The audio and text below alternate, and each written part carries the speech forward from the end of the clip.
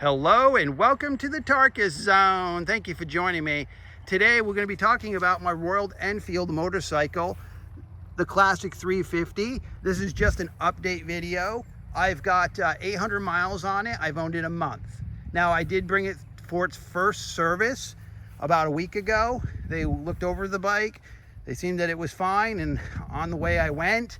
I did want to let you know that Royal Enfield does not bake in the first service in the price of the bike, meaning that when you buy this bike, it's at its lowest cost that they can provide for you, I guess, and the first service is on you as the owner of the bike. So mostly you see with motorcycles like Kawasaki, Honda, Harleys, they bake the first service into the price of the bike. So when you bring it to the first service, they do the first service and they comp it. It's part of the purchase. Royal Enfield doesn't do it that way. That's on you. If you bring it in for the first service, it's on you. Sean told me they try to keep that value under $200. It's just something they probably should tell their customers when they buy the bike, that look, you'll have to bring it in for the first service within 300 to 500 miles, and that value is on you. Now Sean, who put the windshield on for me, had comped that labor, and that is how he kind of works it. Is anyone who buys a motorcycle from him, if anyone buys any accessories within the first month of the bike, I guess is what he told me, he comps whatever labor is to get that accessory on the bike. So they put this windshield, I don't know how much the windshield was, I think it maybe was a little north of $100, but they put it on here for free because, again, I just bought the bike from them. So that's how they do it at Island Auto Haven. I just generally wanted to talk to you about the bike today. I put the saddlebags on. Those don't seem to give it any problems with a shake or anything. Sometimes when you put saddlebags on a leaner bike or a smaller bike, the saddlebags could cause some sort of disruption in how the bike rides. That's not the case.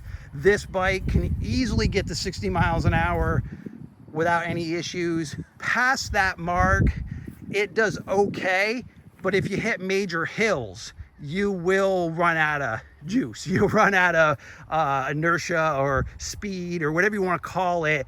So going up a major hill, let's say you hit the major hill doing 60 miles an hour. Let's say you're on the highway, you hit the major hill doing 60 miles an hour. It's going to be everything this bike can do to keep you at that 60 mile an hour mark going up a very steep hill. So just keep that in mind when you're looking to buy a 350. If you're going to do a lot of interstate miles, you might want to consider the 650 and not the 350. For me, I do a lot of my riding locally. I do not go on the interstate. I stay local. The local speed limit around here is 50 miles an hour. So there you go. I mean, this bike is perfect for rural environments. So if you're commuting to work and you don't have to get on the interstate system, this is probably a perfect bike for you. The other thing about the bike is it gets 80 miles to a gallon, which is nice. Also, I insured this with Geico, and I would say that out of all the bikes I've ever insured, this was the cheapest to insure. My Kawasaki 1700, I think the annual insurance on that with full collision was close to $700 is what it cost me annually to insure my Kawasaki 1700.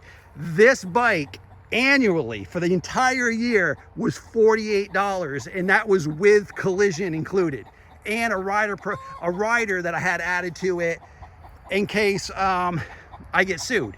So it was not that much money to insure it, which is another great thing. So again, I just wanted to give you an update today. We can hear my chicken. That chicken's in that weed somewhere crying about something. You can hear him. Decided it wanted to speak to me now. But that's it, folks. Its handling is great. Really enjoying it. I'll give you more of an update when I hit the 5,000 mark. All right, well, thank you for joining me. And this has been the Tarkus Zone.